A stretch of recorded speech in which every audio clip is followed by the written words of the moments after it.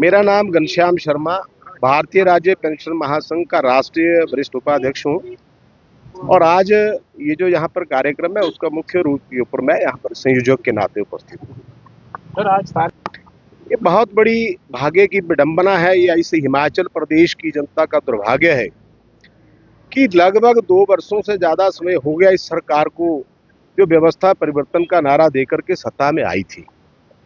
और आज बड़े दुख के साथ ये कहना पड़ रहा है कि जिन लोगों ने सारी उम्र इस प्रदेश की तरक्की के लिए अपनी लगा दी, इस प्रदेश की तस्वीर और तदबीर बनाने में लगा दी, सरकारी नौकरी करते हुए गुजार दी, आज वो उम्र के इस पड़ाव में आकर के हिमाचल प्रदेश के कोने कोने से लोग यहाँ पर पहुंचे हैं, तो ये समझ लीजिए कि सरकार की नालायकी का जीता जागता नमूना है। 2 साल से जब से ये सरकार बनी है, हिमाचल प्रदेश का पूर्व कर्मचारी और वरिष्ठ नागरिक इतनी बुरी तरह से ग्रस्त हुआ है कि जिसका अंदाजा आप ये लगा सकते हैं कि हिमाचल प्रदेश के इन बुजुर्ग लोगों के पूर्व कर्मचारियों के हजारों करोड़ रुपए के चिकित्सा भत्ते के बिल, मैं कहता हूं कि ये सरकार इतनी संवेदनहीन है, संवेदनहीनता की प्रकाष्ठा को भी लांघ चुकी है कि जीवन में बाकी चीजों की चर्चा तो मैं बाद में करता हूँ। सबसे पहला विषय तो यह है कि जिन लोगों को इस उम्र में बीमारी के लिए दवाई की जरूरत है, इलाज की जरूरत है, लेकिन इस सरकार ने पिछले 2 वर्षों से एक भी रुपया हिमाचल प्रदेश के पूर्व कर्मचारियों को चिकित्सा भत्ते के रूप में नहीं दिया। और इसी कड़ी के चलते हमारे सैकड़ों पूर्व कर्मचारी जो हैं वो स्वर्ग सिधार गए, दवाई के अभाव से, पैसे के अभाव से स्वर्ग सिधार गए। मैं सरकार से पूछना चाहता हूं, आप लोगों के माध्यम से सीधा सीधा आरोप लगाना चाहता हूं कि प्रदेश की सरकार, प्रदेश के मुख्यमंत्री ये बताएं कि क्या प्रदेश की सरकार में कोई मंत्री, कोई विधायक या स्वयं मुख्यमंत्री कोई बीमार नहीं हुआ 2 साल के अंदर? अगर हुआ है तो क्या उनके भी चिकित्सा भत्ते के बिल रोके हुए हैं? इस बात को लेकर के वो श्वेत पत्र जारी करें और प्रदेश की जनता, प्रदेश का पूर्व कर्मचारी आज जानना चाहता है कि जिन लोगों ने इस सरकार को चुन करके सत्ता में भेजा, आज वही सरकार उनकी जो उम्र है उसको तिनके तिनके करके खत्म कर रही है। हजारों करोड़ रुपए का हमारा एरियर पे कमीशन का वो सरकार के पास पेंडिंग पड़ा है। पिछली सरकार जब सत्ता में थी, हम आज भी धन्यवाद भी करना चाहते हैं, उन्होंने कम से कम 50,000 रुपए की एक किस्त प्रदेश के तमाम पूर्व कर्मचारियों को दी। 2 वर्षों से इस सरकार ने एक पैसा नहीं दिया। हजारों करोड़ रुपए का कर्जा प्रदेश की सरकार ने ले रखा है।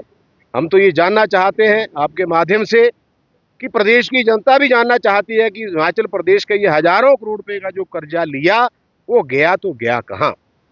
आज सरकार कहती है कि वित्तीय परिस्थितियां हमारी खराब हैं। वित्तीय परिस्थिति खराब क्यों नहीं होंगी? एक मंत्री एक गाड़ी उसकी, एक गाड़ी उसके स्टाफ की, एक गाड़ी उसकी बीवी की, एक गाड़ी उसके बच्चे की। ये क्यों? जब प्रदेश की वित्तीय स्थिति ठीक नहीं है तो कम से कम सरकार अपनी चीजों के ऊपर भी अंकुश लगाए। आज अधिकारियों की फौज लगातार सरकार के पैसे का मिसयूज कर रही है। आप तो शिमला में रहते हैं, आप प्रबुद्ध पत्रकार हैं, आपने हमेशा हमारा सहयोग किया है, आप सच्चाई जानते हैं कि जितने भी टॉप पे बैठे अधिकारी हैं, एक एक गाड़ी उनके बच्चों को और बीवियों को घुमा करके शहर में लेके जाती है। क्यों? अगर व्यवस्था ठीक नहीं है तो खर्चे रोकने के लिए बहुत सारे उपाय करने की जरूरत है। लेकिन हैरानी की बात है और अफसोस इस बात का है कि इस प्रदेश के मुखिया सत्ता के नशे में इतने चूर हैं कि वो किसी से ना तो राय शुमारी करना चाहते हैं, ना किसी से मशवरा करना चाहते हैं। हमने कहा कि आप हिमाचल प्रदेश के पूर्व कर्मचारियों की जेसीसी की बैठक बुलाइए, तमाम संगठनों को बुलाइए, बैठ के चर्चा करेंगे। ये प्रदेश जितना उनका है उससे ज्यादा हमारा भी है और हमारा ये मानना है कि सबसे पहले हमारे लिए देश है, प्रदेश के बाद हमारे लिए हमारे हक हैं। लेकिन जब कोई बात ही नहीं करना चाहता है, इस नशे में चूर है कि सत्ता में विराजमान है, तो आज मैं इस बात का ऐलान यहाँ से करना चाहता हूँ, जब प्रदेश का वरिष्ठ नागरिक जाग गया है तो आप देखिए आने वाले समय में होता क्या है, सरकार कितने दिन टिकेगी ये तो भविष्य के गर्म है। लेकिन देखिए, लोगों का ध्यान भटकाने के लिए वो गालिब ख्याल अच्छा है। पिछली सरकार ने क्या किया? 6 महीने तक तो ये बात इनकी जायज हो सकती थी। भैया 2 साल से ऊपर का समय हो गया है, अपने दोषों को दूसरे के सिर मढ़ने के बजाय अपनी इंट्रोस्पेक्शन करिए, आत्मनिरीक्षण करिए कि आप कहाँ पे खड़े हैं। इतनी बड़ी अपने मित्र मंडली की फौज सच में बैठा रखी है जिसका कोई अंदाजा नहीं। वो क्या उनको सैलरी नहीं मिलती है? क्या उनकी गाड़ियां नहीं चल रही हैं? परफॉर्मेंस वाइज क्या है? परफॉर्मेंस बता दें वो अपनी। तो दूसरे के ऊपर दोषारोपण करना आसान है। सरकार अपनी व्यवस्था बताए, पिछली सरकार ने हमारा किया, हम उनका आज भी धन्यवाद कर रहे हैं। 65, 70, 75 का मामला था 2000, और अभी भी 2022 में 31 अगस्त 2022 को हिमाचल प्रदेश के इतिहास में इतनी बड़ी जेसीसी हुई जो आज दिन तक कभी नहीं हुई, जिसके अंदर तमाम बोर्ड कारपोरेशन गए और हमने 65, 70, 75 का वित्तीय लाभ नई पेंशन के साथ सरकार से अनाउंस करवाया। अनाउंस ही नहीं करवाया, 10 दिन के अंदर लोगों के खाते में डलवाने का काम किया, जिससे प्रदेश का पूर्व कर्मचारी आज जिसकी उम्र 65, 70, 75 है, वो 3,000, 5,000, 6,000, 7,000 रुपए का अतिरिक्त लाभ ले रहा है। ये काम सरकार ने किया। आपने किया कि आप ये बताइए, अगर एक किस्त भी आपने एरियर की दी होती, हम आपका गुणगान करते। हम अभी भी कह रहे हैं कि समय है, समय रहते सुधर जाएं। हम 15 दिन के अंदर ज्वाइंट एक्शन कमेटी का ऐलान कर रहे हैं। 15 दिन के अंदर ज्वाइंट एक्शन कमेटी प्रदेश के तमाम संगठनों को लेकर के बना दी जाएगी। और ये जो आंदोलन है, आज तो छोटी सी अंगड़ाई है, ठंड थी, धूप सेकने के लिए प्रदेश भर से लोग यहाँ पे आए हैं।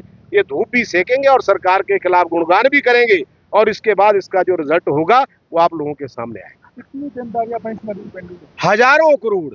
आप सिफरें लगाते लगाते थक जाएंगे भाई साहब। हजारों करोड़ की देनदारी कर्मचारियों और पेंशनरों की है। और अफसोस इस बात का है कि जिन लोगों को वाटर गार्ड, जिनकी तनख्वाह 3,000, 4,000 रुपए मात्र है, 4 महीने से तनख्वाह नहीं है, ऐसे असंख्य श्रेणियां मैं आपको गिना सकता हूं जिनको तनख्वाह नहीं मिल रही है।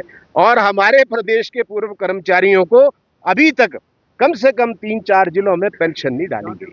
और आज ये नया एक हैरानी की बात है, ये हुआ सचमुच में व्यवस्था परिवर्तन। क्योंकि आज दिन तक के इतिहास में जब से प्रदेश अस्तित्व में आया है या देश के अंदर काम होता है, तो पेंशन जो है वो एक ही दिन एक ही डीडीओ कोड से पूरे प्रदेश के पेंशनर्स को दे दी जाती थी। इस सरकार ने उसको भी तोड़ मरोड़ करके जिला वाइज बांट दिया। अभी तक 4 जिलों में पेंशन नहीं पड़ी है, ट्रेजरी जो है वो बंद पड़ी है। इससे बड़ा वित्तीय कुप्रबंधन जो है वो किसी सरकार का हमने तो आज दिन तक नहीं देखा। परिवहन की 1 साल से भी नहीं हाँ, परिवहन के लोगों को 1 साल से पेंशन नहीं है, बिजली बोर्ड के लोगों को ओपीएस नहीं है। ऐसे असंख्य मामले हैं जिन मामलों की अभी चर्चा होगी। आप देखेंगे कि प्रदेश के लोग, प्रदेश के ये वरिष्ठ नागरिक इस उम्र के पड़ाव में अगर यहाँ पहुंचे हैं कोने कोने से, तो कुछ ना कुछ तो तबाही होने वाली है।